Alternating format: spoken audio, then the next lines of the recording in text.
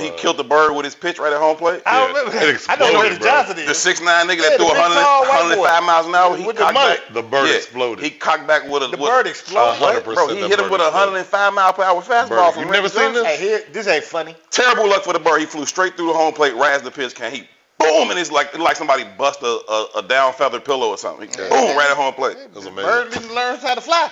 What kind of luck is that? That's terrible luck. That's like 0.00001 seconds. In baseball is like in sports is one of the hardest things to do. Yeah, like, to hit a bird. To hit the ball. To hit the ball. Obviously, that's for a bird, bro. To get here and here at the same time. And it's Randy Johnson. It ain't like Greg Maddux. Y'all remember when they was that having bird all was those terrible soul. That bird wasn't shit. Yeah, funding and political conversations around building a casino at Soldier Field in that land spot. I went to one of the meetings, man. There's a white conservatory group. Sure. That had protesters. Friends of the Park? Asking for so much money, and they wasn't even Friends of the Park. There was some other Lincoln Park kind of whitish. Okay. Right? The whole argument was about if you build here, the birds can't see this high, and you'll kill XYZ hundreds of thousands of birds. Well, that happens anyway. Who cares? I care. Man, fuck them birds. No, everything has a role in the ecosystem. 100%. There's a... Here y'all go. It does. This is what a role in the ecosystem too, called we can't be poor. And when jobs come, take the jobs. Fuck them birds. When you get loaded. dies every day, B. Bruh. Lots of pigeons die every day. That's kind of my point. Who cares? Who's counting? Listen, there is a bit of a crisis with the birds from light pollution, mostly. It's just too many lights. You got places like downtown New York, downtown Chicago. Birds start to think that they are seeing the sun off in the horizon. They start to fly to different places. Birds are in places they ain't got no business being. And whether that matters to you or not, it throws shit off and fucks shit up. No, and then all the skyscrapers, they crash to the skyscrapers and die all the time. Like some of them fly thinking they flying south early, they going the wrong way, end up in places they ain't supposed to be. And it did. It's light pollution and the skyscrapers. And they just die. Yeah. Hey. But they have a role here that also impacts you whether you know it or not. 100%. You know how many people die because of poverty every year? Yeah. I bet you it's comparable to the birds. Yeah. I don't care about the bird. Do you think all those people dying because of poverty every year impacts you? Yeah. So do the fucking birds. A little different.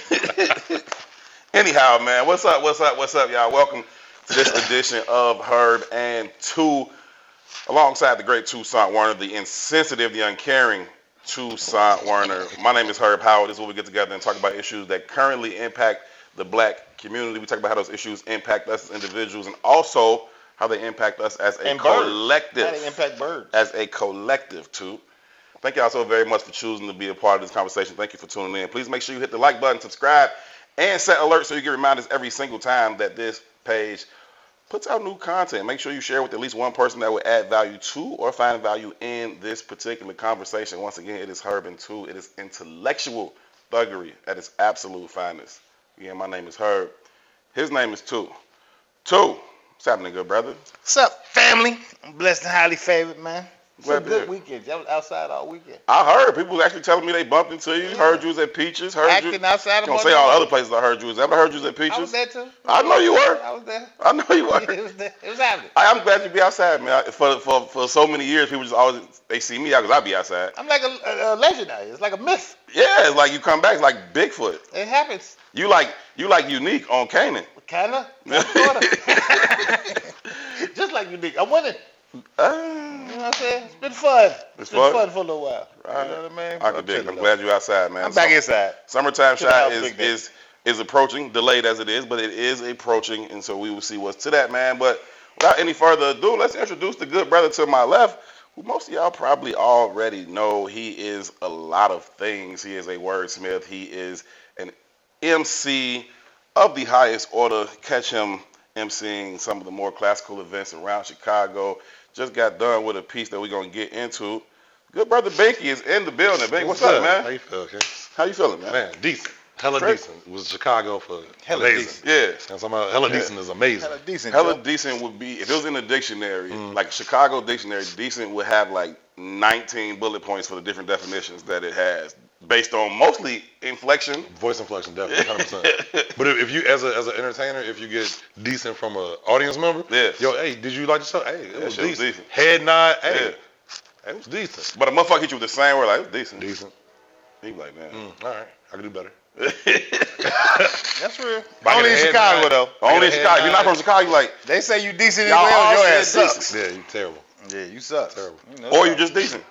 Only in Chicago does it run the scale of phenomenal to lightweight trash. Mm-hmm. I don't want to shit on you. Absolutely. Both of them. Right. Same word. Man, what you been having going on lately, man? What's been on the calendar? What's cracking with you? Man, bro, I've been performing a lot. Been Summertime Shy absolutely is in its infancy. You feel me? But like, man, I tell you this, March and April popped. Gigs, I don't know what it was, but March and April, I'm like, I have on everything I love. I was like, I have not been this broke in a long time, right? Then I kind of started switching my mind. I was like, wait a minute, I ain't been this broke in a long time. You know what I'm saying? Like, kind of proud I've been an adult in that. That's what's up. That's what's up. Feel me? But like now, flip the perspective. Busing. It's actually, I got to doing the Black Boy Art Show. Yeah. It's like my third or fourth time doing it. Seen that all over the place, man. Where was it at, and how it go?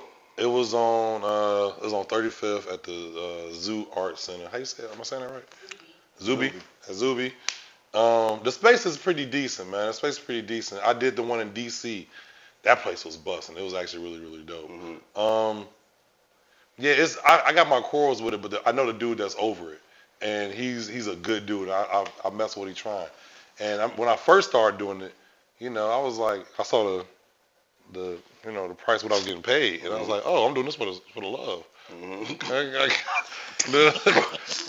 What they say, exposure. Okay. No, I hate that, bro. A lot of people gonna see you. The freebie. B meaning big. You know who I am. A lot of people see me already. Freebie. Freebie. And Zuby. Nah, man, but like I've been working with him. He actually is a good dude. I mess with him. Like I mess with character. You know what I'm talking about? Like, sure. Like your network is your network, man. Facts. So, what's up, Tou? So, question, Bank. Right. But where's dude from? You know? I think the A. The A. That makes all the sense in the world. So listen. See where this is going already. Everybody got their head on their hands and shit. I'm not gonna jump. It was your posture change. I'm used to it. Now he got to position himself for the smoke, sir. This is what comes right here. The knowledge, man. Let's talk about it. Right. So this is my first year ever going. For sure. One, right? And I was excited to go. And I went basically for research purposes, if I'm being honest. I'm a visual artist, and I've never put myself out there like that. Right? I make a lot of money in the graphic design field, but it's just showing my own work, so I've never put stuff out there. But I want to, right? And I was like, man, I want to see the competitions, like, see what's out here. So I got tickets for it, and I went. And it's expensive to go, right? And it was packed outside, line wall to wall. And I was like, oh, this is some shit. Yeah. Dang, that shit was terrible, bro. You mean the work or the... Oh. What was terrible? Let's be specific. I got a bunch of pushback. Even the Zuby theater. Mm-hmm. It bothers me. There's some shit called Black Boy Art Show, and it's in Bridgeport. Right? I had this conversation. Is the Zuby black owned? It's in Bridgeport. Is it black owned? Ain't nothing in Bridgeport black owned but Eric's Restaurant, and that just got there last week. I don't know why he did that. I would talk to him about that. Right? But we had this conversation around what's the name of that festival that comes here? And I was like, man, it's a problem. Everyday people. Everyday people. And the Zuby Art Center is not black owned. Okay. So Everyday People comes here, and it's this kind of franchise festival. Well, Chicago's always been a festival city, and it's anchored in by people who we know. Sure. Right? Absolutely. But as this new generation comes of age, our festivals that are kind of indigenous to us are going away, and now these franchise festivals are coming in, taking all the income. Right? You're like, I ain't never been this broke as an adult. Because these people don't know us. Right? It's easy to pick up that gig when it's the dude you've been knowing 30 years. You understand what I'm saying? So that just bothers me. And I see that Black Boy Art Show thing, and I still rock with it. Conceptually, I thought, man, this should be dope. I say it's in the Zuby. I'm like, why would some black anything be in Bridgeport? But you got to be an out-of-towner to not have context. Bridgeport's the most racist place in the city of Chicago. Right. I would not blink a black dollar there for nothing. And they don't even want your black dollar. You know what I mean? It's notoriously racist. Yeah, the history of Bridgeport. I mean, you go back maybe a generation before us, and we weren't. You can't even walk over. You wasn't allowed over there without them wanting to beat your ass. I didn't know it was a full generation. Yeah. That might be yesterday. You know what I'm saying? And I think about that in context to the history of Chicago. Man, you got the DuSable, right? You got Gallery Gouchard. That's what I was gonna say. You got 47th Street. You got, I mean, it's just a plethora of places that spot it could have been, and it's just like, man, why would you take this money to white folks? That bothered me. You know what I mean? That's one. Secondly, I get in the door. It is wall to wall people, women beautiful, it's cracking. Hey. Right? Hey. The artwork was ass, and this ain't about the presenter. This is about the artist. Okay. Right? The presentation was ass. It was no work. It was no worth put into it. Like, I just was really, really disappointed. I came in there to spend some money. My money didn't leave my pocket. Couldn't find no money to spend. I couldn't find no money to spend. Right? But isn't that the Chicago curse, though? You know what I'm talking about? Like, when we go to other people's spots and be like, this Rego is this it.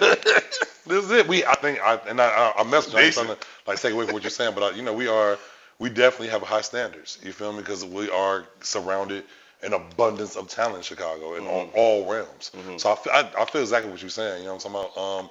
I'm not in that world in particularly. I know the host was phenomenal. Okay. Okay, there we go. The host was amazing. So good. So good. I heard stories about hell, he's so good. But no, I mess with everything you're saying, bro. Especially, that even crossed my mind, to be honest. I'm definitely gonna bring that to him because, like, I don't think Gallery Gouchard couldn't. Is not big enough. It wasn't big enough. You know what I'm saying? And just, man, finding a black-owned venue. I just think about it, like we could barely keep the DuSable doors open. Man, it's $20 for a yearly membership to the DuSable. We should do the Regal. That's what we should do. It's $20 for a yearly membership to the DuSable. You can't tell me they wouldn't bring black arts there. Yeah. Yes. You can't tell me that. I know they're struggling to keep the doors open. I know they're struggling to get events there. Yeah. I know they're struggling to have people in the door. Right? And the DuSable has beautiful stuff in there. And it's an ode to our history. Let's leverage it. Right? But you get out of town to making these decisions, and it's and just the culture bothers me. This wave nouveau, we don't appreciate our shit. That's wild, man. Shout out to DuSable, man. We hosted that show where Rakim was there last summer. Shout out to Vic, shout out to Lerny for putting that together. That was dope, and the city came out and rocked with it. It's a nice venue.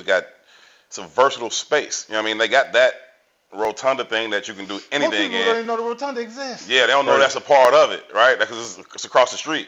But you got the rotunda part, you got the large theater part, and then you just have the museum itself. You could do anything that needs to be done on any scale. That was housed in the Zuby for Black Boy Arts could fit in the rotunda. Everything. Right? Comfortably. Right? And if I was a betting man, I bet the number was probably a quarter of what they paid. Right? But that's neither here nor there. Full stage too. The other thing that bothers me was like the culture. Right? So how I feel about the artist might just be me. Right? I'm an artist. I might, like you said, have a standard that's unreachable. I don't know. Right? But I'm peeping and I'm walking around and I'm looking at, and to the demographic of people that was kind of younger, but I'm assuming they probably in a starter home, starter apartment era where they could buy, where they still would have a desire to buy art. You know what I mean? But none of the vendors I saw, whether I felt one way or not, I didn't see the vendors making any real bread or any bread really at all. And it wasn't like the artists were Chicago artists. I talked to a lot of them. It was a bunch of Philly cats. I met some New York cats. It was a lot of East Coast cats in there. It was interesting to me to even meet them. You know what I mean? But the people that was making money there were selling T-shirts, which was interesting to me, right? Because it's an art show. And it costs a ticket to get in that show. Right. And then I'm thinking about our access to capital. Because at the lowest, the artist is going to try to get $200 at the lowest. You know what I mean? But you can get a T-shirt, $25, $30 or something, and that's where our expendable money can be spent. So it was just a reflection of where black culture really is. It was interesting to me, and maybe it's the totality of the demographic. I don't know. It was just kind of disappointing, man. I think the concept is just a genius concept. That's why I even started to work with it. I think the execution was kind of poor. I feel that. I understand that. So like the T-shirt pieces. The T-shirt piece is kind of par for the course on most things. Like a lot of like stores, I mean like grocery stores or whatever kind of stores, most of them make more money off that shit that's right at the cash register. Then everything else. Impulse buys. Impulse buys. Right there. We grab Snicker, M&M's, pack of gum. You know what I'm saying? Everybody that come through. The gas station of Gandhi. Yeah. You know what I mean? So I would liken the T-shirt thing to that. But I'm with you on everything else you had to say about, you know, the where and the why and how the money flows. I do think there is a level of ignorance that comes with out of town, whatever. You come here from out of town, you try to set up something. You don't know who, you don't know where, and you don't know why. You know what I mean? You don't know nothing about Bridgeport and the history of that, it being Chicago, or like a Mount Greenwood or something. You wouldn't know nothing about that. And you also probably aren't very well versed in what the DuSable is, or what Bronzeville is, and the different spaces that can be used. So I don't know how we solve that. Should it be like a check-in process, or should it just be like a stay the fuck out of here? I would say that because it's a touring you dig. You feel me? So like he goes to Boston, he goes to different cities, and they usually black ass cities. So I guess Boston. Yeah, well, parts of Boston. No, parts of Boston is very black. No, like, for sure. I know them all. I know them all. No, but like he was like suggesting to him like, yo, hit the black on your digs in all these cities because that's black dollars being spent. You feel me? So like, might as well keep it in the community, circulate the money before we leave that joint. And we can create a national network. Absolutely. You know what I mean? If both of you, I don't know much about like confront, but if both of y'all like the concept of it, of what it could be and the potential for it, then the brother must be a decent enough brother and on his thing. But if we can tie these things together, we can create a black national network that say, okay, well, when you are in Oakland, tap in with this. If you're in Detroit, tap in with that. Baltimore, whatever, right? He's been going for like 5 years now. So Okay. it's still relatively young. Yeah, for sure. It's time to grow, but we can't grow without having real conversations. So God, yeah. Salute. What's his name? You know? Josh Love. Josh. Yeah, salute to Josh Love, man. Keep doing your thing. Like I mean, it's a collective issue that Tou is speaking on more so than a Josh Love issue. So salute to you, bro. Keep doing your thing for sure. We all got to figure out a way to, do our part in creating a black national anything network. cultural, you gotta engage with the culture of the place you're doing it with. Agreed. Right? Like Absolutely. if you're not doing that, you just pirating, and that's a philosophy from white capitalism. Right. And I don't like that shit. Right. You know what I mean? And again, to Herb's point, it's not a Josh thing; it's a black thing. But that's also like the premise of how we do the show. Right? Like, it's not to just shit on you specifically, but let's pay attention to the moves that we making. Absolutely. Because they impact everything we do. Facts. Even you when do it with the DuSable, and let's say your the money birds. short next year. They might negotiate with you. The Zuby ain't. It just is what it Facts. is. Right. You know what I mean? we can set up a 5-year contract So those relationships matter. where everybody can win. Right? And to the point of us as a local economy, we got to understand where our money lies and how we activate it. So when they come in here with these franchises, it's not necessarily check-in. It's just how business is done. Right. Just is.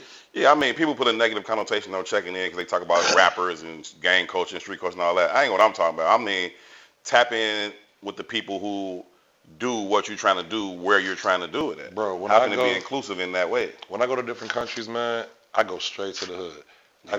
Now I'm using my big black man privilege, obviously, but also I go straight to the hood for once they see me all the time, once they like. They see that I ain't no bullshit, I ain't no weak foreigner. I'm here to chill, help, whatever I can. Right. I ain't trying to take on these women. I'm chilling. I'm part of the performer. Like, I mean, but I ain't like, I ain't like, you know what I mean? Yeah, I ain't passport bro in it, you feel me? Yeah, but no. But once they accept me. I can't stand that. What she say? I swear to God. Hey, what you on? What's like? Nothing, man. Go ahead, man. Well, once the hood accept me, I get the cheaper prices for everything. Yeah. I'm safer.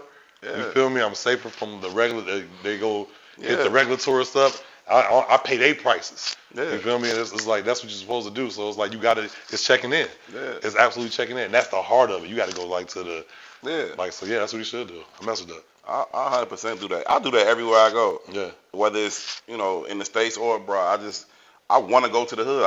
I'm familiar with the energy, and I want to kind of it's like you're drawn feel to it. You know what I mean? Like I want to kind of feel it in that way. I like to take public transportation in other places. I rarely do it here because I don't know why. I just rarely do it here. But other places, I like to get a feel for the city, and that's one of the better ways for me to do. I guess because I got to feel of this city. I don't need to hop on the train to feel that. But you felt it. yeah, I've been on a red line before. I know what it is, right? But it changed though, and maybe that's just again back to the creative in me. Mm-hmm.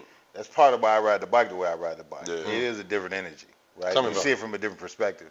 Like Oh, I absolutely. think once we reach a certain age, most of our travels is in cars. Mm-hmm. But you get up on the red line, the city feels different. You get up on the bike, it feels different than the red line or a car. Yeah, for sure. It just feels different, and it brings a different kind of energy to you. Nah, So I use that as par for the course for my creativity. you also use it as a sense of therapy. That's true too. You also use it as a sense of therapy.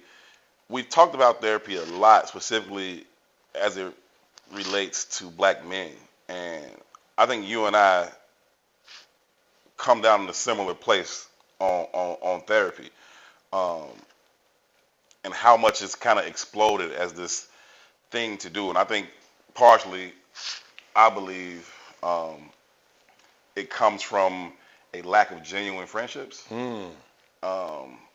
And I'm not anti-therapy. I think it could be useful. I think it's good if you know what I'm saying. But I also think that if you had genuine friendships and genuine connections where you could speak authentically and you speak from a vulnerable space without fear of judgment or ridicule or whatever, I think most healthy friendships could be a sufficient place of therapy, mental and emotional therapy. And I think because we don't have that, at least not in the same way that we used to, I believe, then it creates a greater need for therapy. I know people talk about, well, they're not professionals and all that. That's cool, but they are my professional friends. Oh, God. They know me. They know you better than anybody. They know me like a motherfucker. Yeah. You know what I'm saying? I know them, so I can feel their genuine reactions. And I know that they care about me. They love me. You know what I mean? And so when we go through shit, how do you go through those things? Like, since we've built our brotherhood,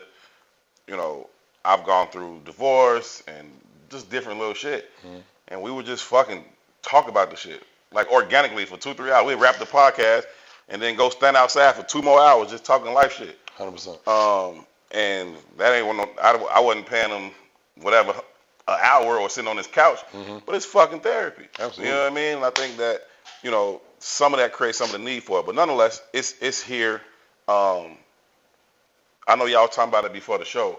What's your view on therapy? What's been your relationship or experience with it, if any? I've been in therapy recently. I'm adopted. You know what I'm saying? When I was in school, I would see a social worker like once a week. Okay. You feel me? Miss Godfrey. And Shout out to Miss Godfrey. Shout out to Miss Godfrey. There's a lot of people in my house. You know what I'm saying? My parents adopted 4 kids, had 2 by birth, took on 2 of our cousins, and then we had foster kids in the house plus random niggas. Y'all that motherfucker deep. 100%. Y'all on there playing full court. My boy. And she worked us like it too. My parents worked the shit out of us. Boy. I think she got me from Home Depot. But I think she's like, that was like you could carry a truck. That wasn't adoption, that was slavery. Yeah, you know what I'm talking about? That boy big, ain't he? Load him up, throw him back. They looking at you like, hold your arms out. Let me see your hands. Goo goo gaga. Oh, God. So thick ass in the back. I was going to say something. We trying to get the mail here, so I'll be cool. All right, so Blindside. Start calling you Blindside for the rest of the show. oh God, he sued his white parents. But my parents black. You ain't going to get nothing. Nothing. I'm gonna owe them money. But, so I used to see a social worker, and I fucked with that. I didn't know that I did until I did. You feel me? And so you asked me that, it was my first time even thinking about that's my kind of like first stint of having therapy. But today as a grown man, like I like how you put people ain't got friendships, right? I was working for BAM, you know what I'm saying, for a while.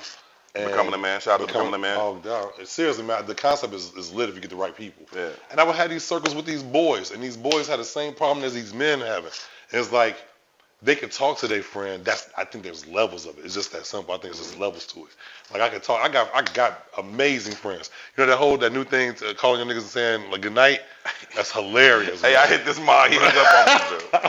He's like, you know his dumb ass called me with that shit. I hit him. I said, man, get the fuck off my phone, man.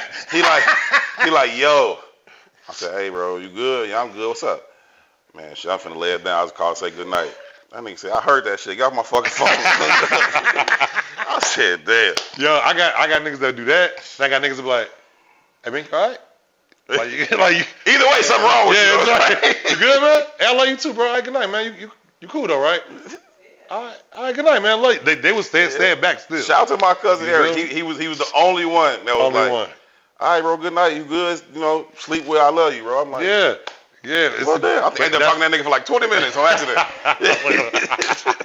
All right, so where I'm at now, my friend, I actually it's kind of a conflict of interest, but it's not.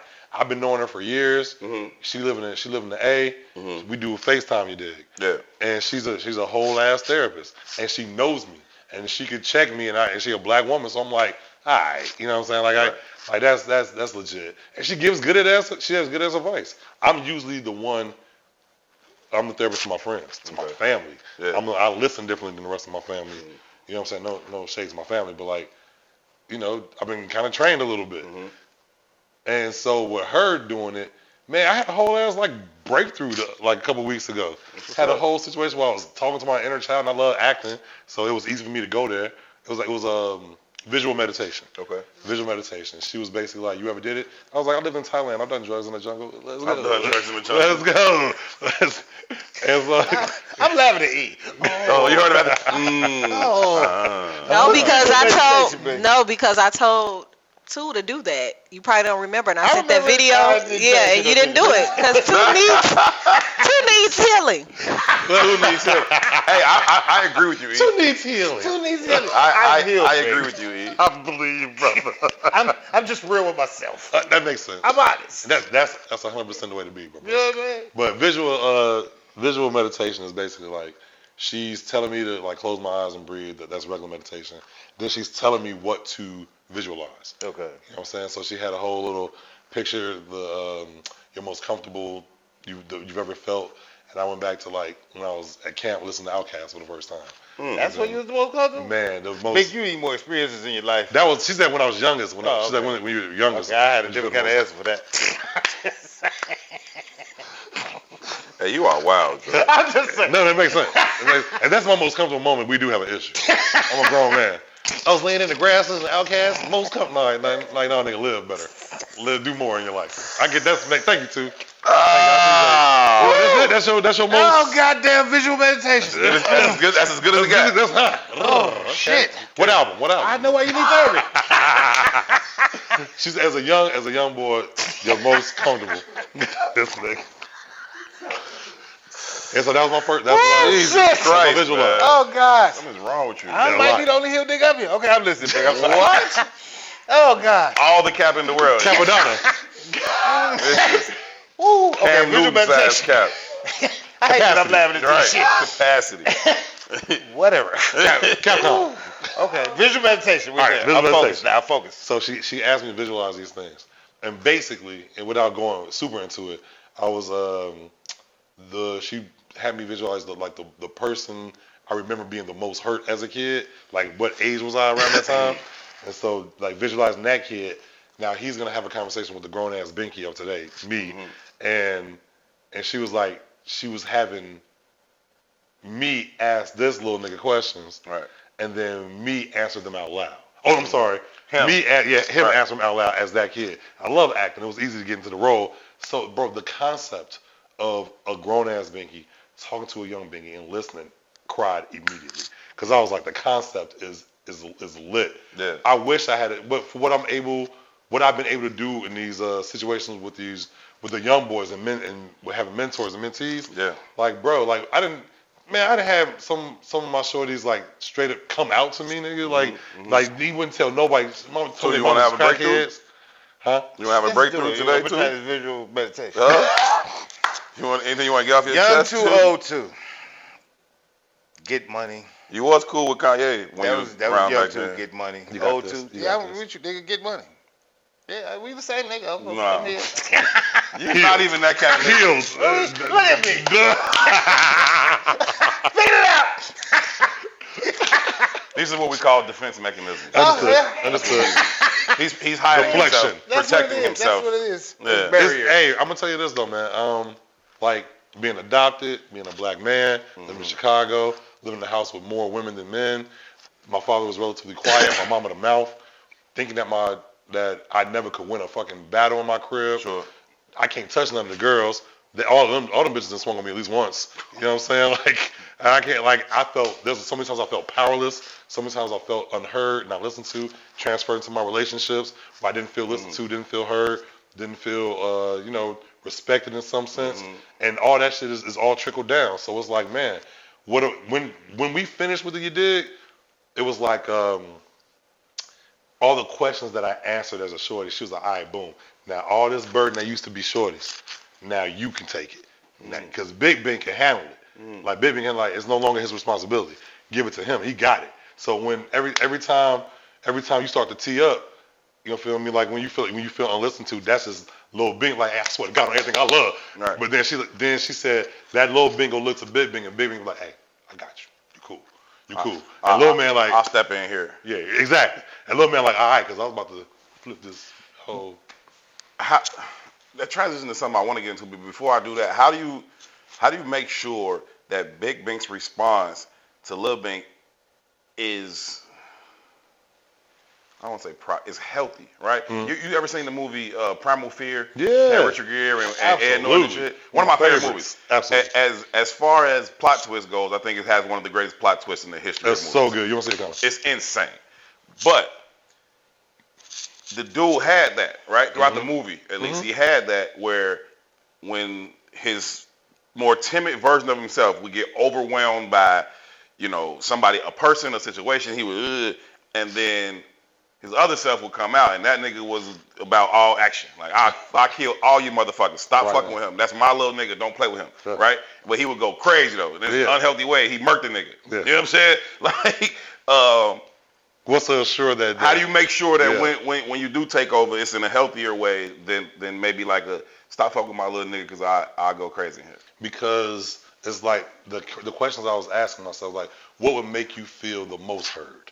Like, what do you? And this just is really opinions. So it's not like I'm trying to fix some shit. Right. I'm just really telling how I feel about that answer. Right. You feel me? So like, what would make you feel? When did you feel the most heard? When did you feel the most hurt? Like, what do you think you could do about? Like, what do you right. Like? It's just questions. Yeah. You feel me? So like, the Lil Bink and Big Bink is really just really they're the same person. It's not a different personality. It's the absolute same person, just a younger version of it who wasn't able to handle the same shit this nigga can handle. You feel me? So it's like, and then when the burden was on me now and I can handle it, I was like, but man, what about like young Bink now? Because there's no way I could be the Bink that I am to handle this, to be the person that, answer these questions coherently and well, and just like with a healthy, background. If this little nigga didn't go through all the things he went through, you feel me? So it's like she was like, but check it. She said, your healing here is his healing. Like it's transferable. Facts. And I was like, damn, that made me feel better because I was like, man, he went through a lot. Yeah. You know what I'm saying? He went through a lot to get me to this. All right, go ahead, young Bink. Let me listen to you. Yeah. But there's no way I could be this if he didn't go through that. But she was like, don't worry about it. So the way that you healing right now, accepting the fact that when you tee up and when you don't feel listened to, that's just young Bink trying to get that action. But you can handle it. You're calmer. You're more chill. You're able to think your thoughts out better. You're able to conceptualize, compartmentalize your feelings in your mind and your heart a lot better than this little nigga. Sure. This one had temper tantrums. Sure. If it wasn't for art, man, I would have told this bitch up. I would have been, I don't know. Like, I'm a big black man. I can't snap like everybody else can snap. Right. You feel me? Like, I can't. Even if me and Tou, he's a big man. Yeah. If we was sitting at a table together and it's out white folks all around. If he slammed his hand on the table and said, motherfucker, and slammed his head, and they be like, Jesus Christ, what's wrong with him? If I did it, motherfucker, Godzilla. You know what I'm saying? Like, is the police getting called? They still might call me. You got me fucked up. I know, that's fair. I scared the shit out of white people. Light skin niggas scared the most. Y'all scared white people the most. But see, that's my thing though. Here's the thing. Why, even in your light skin, and you ain't really like, you kind of. I'm really dark skinned. On God. Everybody knows this. Everybody knows it. And so,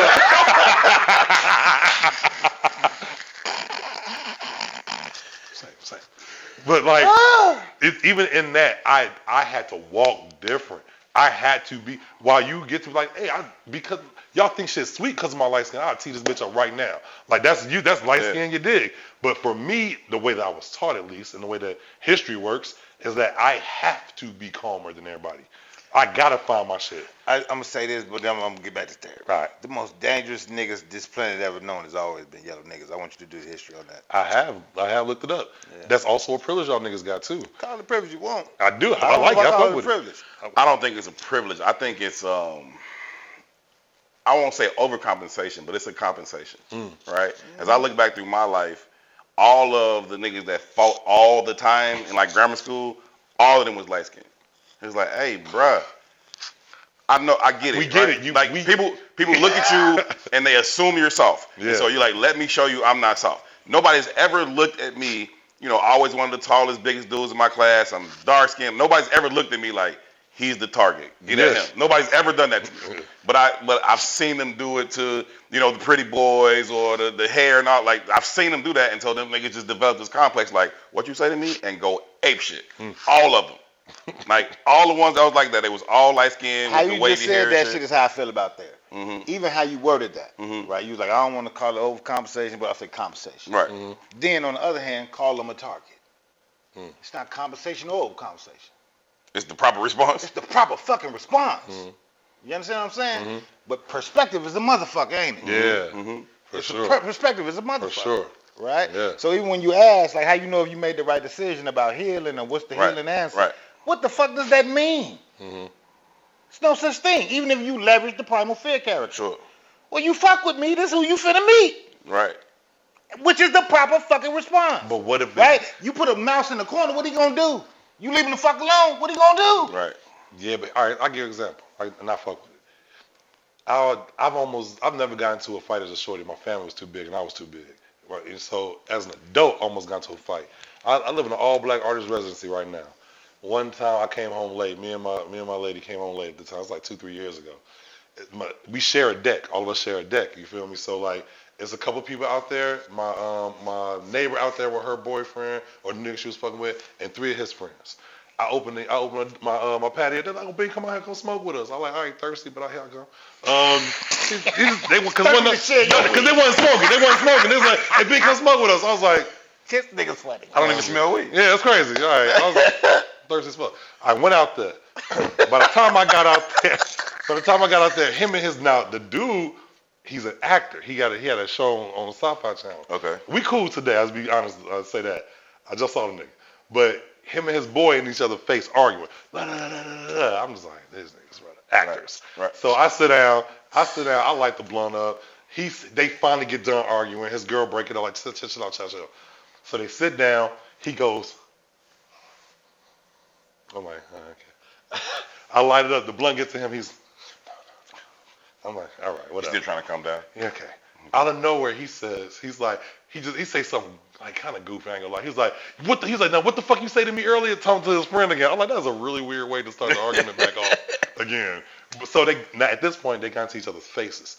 They're screaming. It's 2:00 in the morning at this point. Man, be cool. I'm like, now I gotta get up. At first, I'm like, come on, y'all doing too much. Y'all doing too much. Then I'm like, yo. Like, y'all really doing too much. Yeah, come on, bro. All of a sudden, I say, I'm in the middle of them. I'm like, bro, neither one of y'all live here, man. And he was like, I don't give a fuck who live here. I was like, yeah, that'll do it. Now, this is what happens to me, my brother. This is what happens to me in my mind, right? This is the way I was raised, on some big black man survival shit. 1,000 things went through my head. I had to see where my girl was at in proximity to me. I had to see, you know what I'm saying? I'm checking all the, like all black men do, checking all the parameters and everything. And then I had to make a decision. I'm like, because I want to let loose. I want to let go of, I want to let the light skinned nigga, let him out. Because I want to do damage because I've had to hold so much in for so long between all the women in my life, just all the shit. So I'm like, all right, and he a tall enough dude to where this ain't gonna be no reckoning. You feel me? This might be, he might give me a little go. I'm gonna whoop his ass. So I make a decision. I'm like, all right, bet. I don't give a fuck who live here. Bet. Yeah. Blow it in his face, cause that's gonna be the all right. That's you go the spark you need. That's the spark. That's just here you go. And then he didn't do shit. He's like, oh, you blew smoke in my face. I was like, immediately I let go. Immediately, there was no more fight left in me. I was like, this wasn't it. Yeah. You know what I'm saying? I wanted it to be it though. But just theoretically, right? The only place I'm not a nigga is with niggas. Mm-hmm. True. Right? So if you subscribe to all those theories you just leveraged, right? The only place I'm not a nigga is with niggas. So all them rules that you subscribe to, if I subscribe to those rules, then I would probably have to live by those same rules, right? But then in the context of even my own people, I'm the target. Ain't no privilege in that. Yeah, nah, I agree. Understand what I'm saying? I did, yeah. So it's just an interesting concept to think about, right? But to the point of the therapy end was healing this or healing that, my pushback, and it's the same pushback that Herb started the conversation with, and he was like, no real genuine friendships. But I'll even go further and say there's no real genuine community, right? And he, back to the language, and he was like, healing. Maybe healing ain't the fucking word. Maybe it's just growth. Because all of this shit is par for the course for your journey. All of it, right? You was like, art saved me. Okay, cool. Whatever drives you to the creation, cool. There's something that drives everybody to the creation. True. Right? They say most comedians is the meanest motherfuckers on the planet. Right? So they find an outlet for that pain. It just is what it is, right? But in the society that we live in, we value the destination over the journey. It's a concept that is derived through the concept of capitalism. We don't want process. We just want outcome. But this whole journey is process.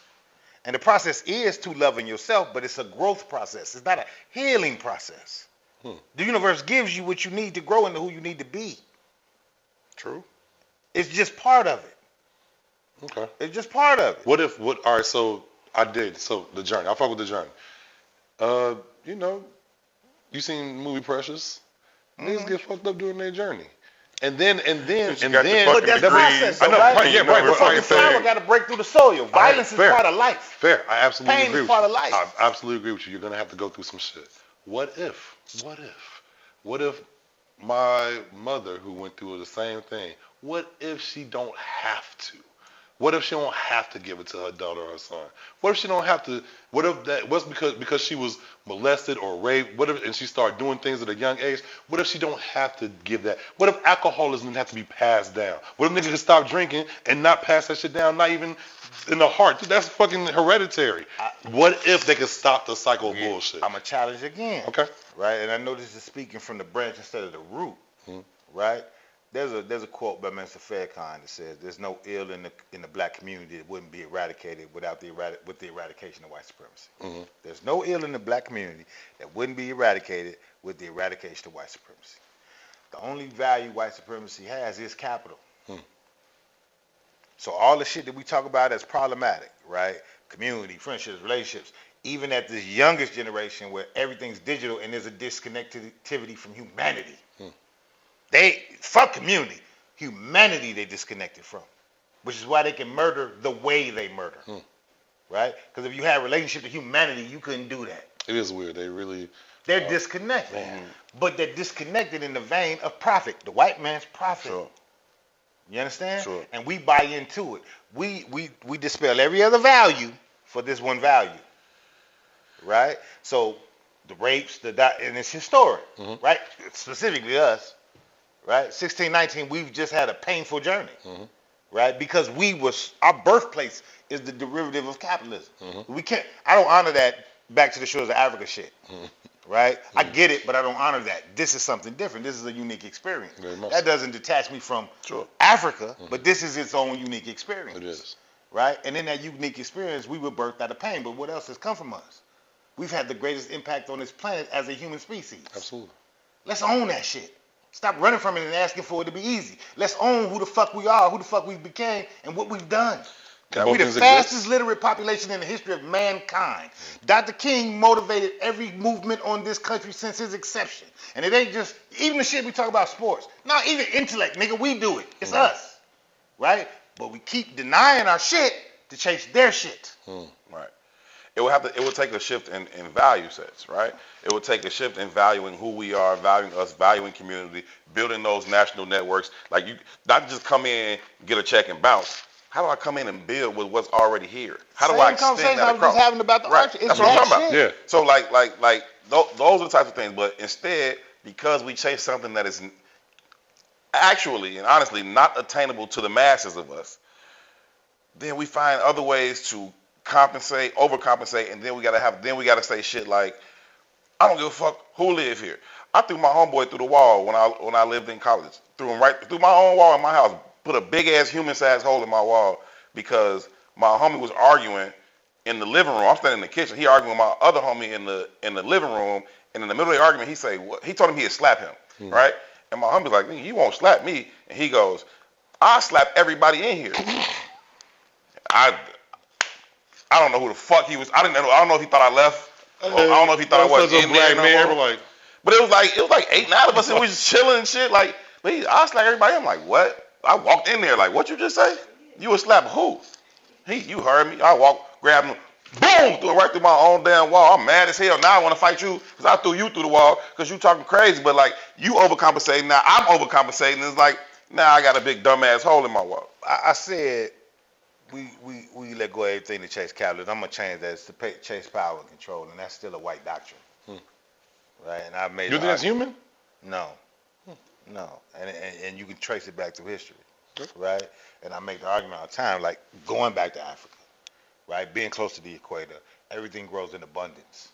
You don't need to have power because everything's there for everybody. Right, there was not war. There wasn't small wars amongst tribes for all type of reasons, human reasons. But also how we think about war is very different. Absolutely. Too, right? But I'm just saying the want of power I think is a human thing. I don't. Like, capitalism I give to white people, but like power I think is human. I don't. You don't think the female wants to have sex with the strongest male, you know what I'm saying? And context is everything.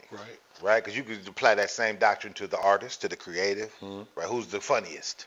Right. Is that power? Yes. How's it equate to power? What's the funniest get you? Access. Yeah. That's the white doctrine. Being funny ain't got shit to do with getting access. Access to what though? That's kind of my point. If it's just innate to being funny, it has nothing to do with access points. So if we equate it back to access, then it's about power and control. These whites are treacherous, but I just feel like I still feel like power is more is humanistic more than I would definitely give capitalism to them. I just feel like power is like is animalistic. I feel like it's not though. The lion don't kill for the fuck's sake. He kills to eat. It's not for fuck's sake. I think security is one thing, and then power is another thing. Yeah. Right? So if the lioness wants the biggest, strongest lion, that's just about security. But she's not saying, hey, now go take your big ass over there and take they shit, and grow our shit. She's like, hey, I just need a motherfucker here that'll hold this shit down. You know what I mean? And that's we ain't trying to go take over your shit. We're not trying to have power over anybody, but we do want to be secure. And I think security is a natural human instinct or desire. I don't know that power is. But it's not about. Dr. Amos Wilson says, man, that the measure of a man is mastering the society in which you inherit, mastering the environment in which you inherit, right? In America, that looks like power, right? But let's say you were born into a farming community. Would that be power? Because what you would have to be mastering is planting. Is that power? Or is that skill? The skill didn't equate to power. I think it's more of what Herb said, it equates to security, but that's not power. So we conflate the two and they ain't the same. Right? And if we look at the black doctrine, specifically the black male doctrine, from 1619 on, we're the biggest threat to white power. Absolutely. Right? So every effort or every experience that we have is to diminish us. Right? I read some shit today, like when the last time a black man had a hug. Right. Shit we don't even think about, but it'd be real shit. Sounds therapeutic. Sounds like a good night. It sounds like fucking community. Sounds like calling your homie and saying good night. Same shit though, right? But that's why I responded the way I responded, because I was born here. Yeah. I'm entrenched in this shit. I don't deny it. It's in me. It's real, right? Right? It's the light skinned shit. It wouldn't matter nowhere else unless I was a target. But how often do we reference Chief Malik saying on TV, ain't gonna be no killing without no killing? And then most often we attach that to it and say, man, that was way too much power. Or Larry Hoover and Chief Malik, or Malcolm X with the way too much power. That's way too much power for a black man to have. That's what the narrative is. When really none of them brothers was on some power shit. Chief Malik said it ain't gonna be no killing without killing. You not gonna come over here and fuck with us without us fucking with you. That's not me saying, nigga, we're gonna go take over Bridgeport, we're gonna take over Mount Greenwood. That's just saying, don't come to fucking Bronzeville, Inglewood, Woodlawn, South Shore. Don't come over here and fuck with us thinking it's gonna be sweet. Yeah. That's security. That's not power. Just leave us the fuck alone. That's real. But it don't work here because they want power. Yeah. Now back to mastering the environment you inherit. So if we're here, we have to exude power. Because we're going to be a target. They're not going to leave you alone. They're not interested in leaving you alone. They're interested in ultimate power. Problem is, we've identified with their doctrine. I agree with that. Right? Now, back to the therapy, though. Mm-hmm. Because we don't have no fucking power in a system that is predicated on power. Right? Now you overcompensate. Now you look for ways to feel better through sex, through alcohol, through drugs, through whatever the fuck will take you away from this pain. Abusing somebody else. Right? And the reason you ain't got no fucking hugs because our women and our children and everybody else identifies with this doctrine too. So if you ain't got no power, you ain't got no fucking value. But it's all based in the same fucking doctrine. Right? A healthy environment would breed healthy people. A sick environment breeds sick people. Right? But unless you get out the environment, you stay sick. So you can therapize all you want. The environment is sick. All right. The construct is sick. Okay, so all right, and I dig that. I dig that, and I appreciate that. That's dope. That's gave me some dope shit to think about. With relationships or just women in your life. I be telling my mentees like, look, there's gonna be a time, and I don't give a fuck if it's your mama, your auntie. Wrap it up, B. Wrap that shit up. No, you good. Finish that. I'll move on. Oh, that's funny to me. I would say, man, there's gonna be a time where you'll be like, what? Like what? Like what are you talking about? You don't make no sense. Facts. You feel me? If they different creatures, number one, but that's because they different creatures, number one. Now, if you know that's going to happen, that is the environment in which you are put yourself in. You know that's going to happen. It would behoove you to fucking change how you react to it, so you're not so raged out. So in the therapy, it teach for me personally. It would teach me. Like, first of all, to acknowledge, like, all right, there is an issue here where I would ignore it, or deflect it, or funny it out, or fuck it out, or drug it out. There's an issue here that's reoccurring that you don't fuck with, that you don't like. You don't like this pattern going on. What do you want to do about it? You just going to say, fuck it, this is my environment, and just like, that's what it is? Or could you, if you could, say, I don't want to react that way anymore. It's been dangerous for me and the people around me. You know what I'm saying? Like, it's like, how do you fix the environment? How do I fix the environment? That's what I'm saying. That's the fix. The environment's there. I can't do nothing about the environment. Personally, as entertainers, how do I interact with the environment? How do I interact with the environment? If I feel like I can't do enough to change my environment, like if I had, like my boy Mel said, since I couldn't change the people around me, I had to change the people around me. You know what I'm saying? Like, I would change the environment. I lived in Thailand for 4 years. Fuck this environment. Fuck this environment. I go to another one and find my peace.